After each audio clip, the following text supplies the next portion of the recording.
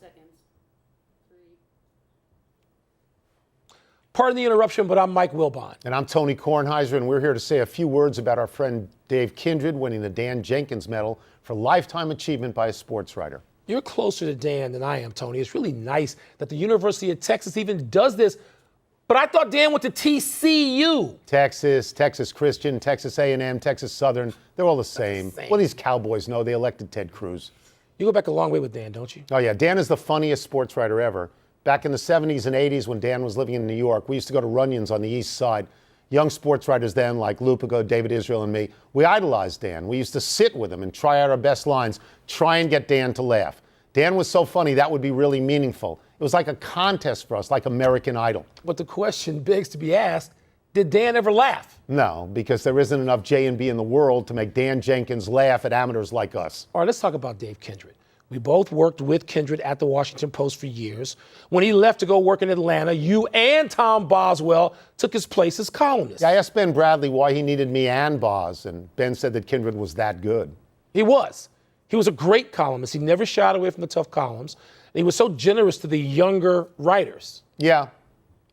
That's it? Yeah? That's all you got to say? Yeah, Kindred was good.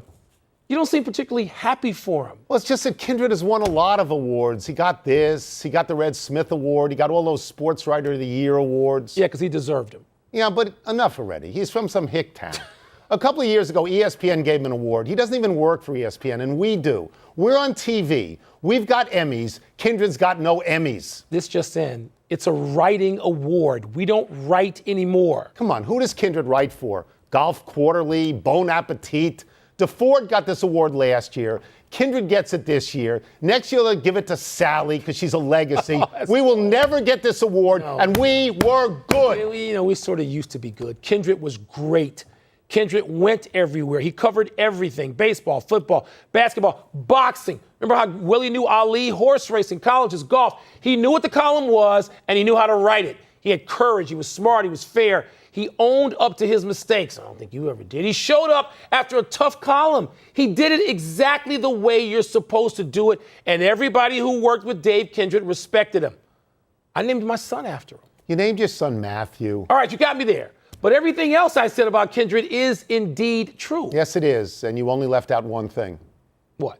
I hope we get this award before Sally, and somebody please get Dan some coffee.